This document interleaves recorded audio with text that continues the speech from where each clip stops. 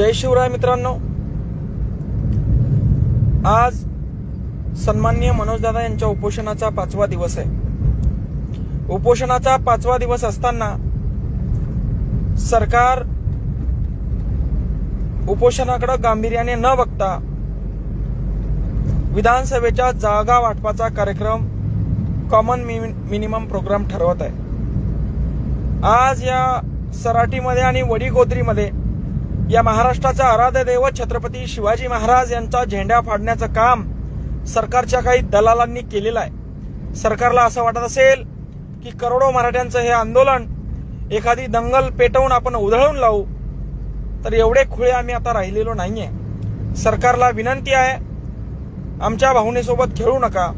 छत्रपती शिवाजी महाराजांचा ध्वज झेंडा फाडण्याचं काम करून दंगल घडवण्याचं काम या ठिकाणी आज या सराटीच्या वडीगोद्रीच्या वेशीवर झालं।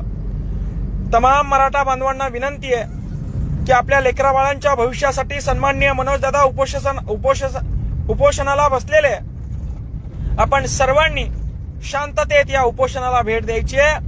मराठ्यांनी फक्त एकदाच आपली ताकद दाखवून द्यायची आहे। इलेक्शन जवळ आलेले आहे, सरकार इलेक्शन जिंकण्यासाठी पुन्हा सत्तेत येण्यासाठी काही करायला तयार आहे आणि म्हणून कुठलाही वाद न करता, कुठल्याही भावनेला बळी न पडता सन्माननीय मनोजदादा सांगतायत त्याप्रमाणे शांततेत पण मात्र सर्व मराठ्यांनी सराटीमध्ये यायचंय, कारण आता ही अस्तित्वाची लढाई झालेली आहे। आता शंड होऊन जर का आपण घरात बसलो तर आपल्या लेकरा बाळांना गुलामीत जगल्याशिवाय पर्याय राहणार नाही आणि म्हणून छत्रपती शिवाजी महाराजांच्या वारसाची चालू आलेली ही लढाई आता आपल्याला आपल्या खांद्यावर पेलावी लागणार आहे। छत्रपती शिवाजी महाराजांचा ध्वज फाडण्या इतपत ऐपत यांची गेलेली आहे, पण यांना एवढंच एक सांगतो, सरकारला देवेंद्र फडणवीसांना एकच सांगतो, तुम्ही जी आग लावू पाहताय ती आग तुमच्या ढोंगाखालच्या खुर्चीला लागल्याशिवाय राहणार नाही आणि म्हणून दोन समाजात भांडणं लावण्याचं काम करू नका।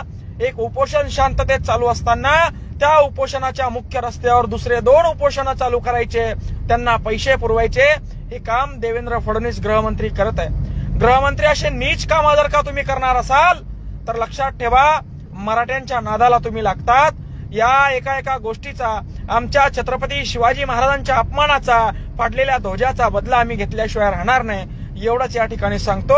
आणि महाराष्ट्रातील तमाम मराठा बांधवांना, तरुणांना विनंती आहे की मनोजदादा उपोषणाला बसले, आज उपोषणाचा 5वा दिवस आहे। सर्वांनी उद्या आपल्या मराठ्याच्या विठ्ठलाला भेटण्यासाठी सराटीमध्ये यायचंय, एकीनं यायचंय आणि आपल्या एकीची ताकद दाखवून द्यायची आहे। जय जवान, जय किसान, जय जिजाऊ, जय शिवराय। धन्यवाद।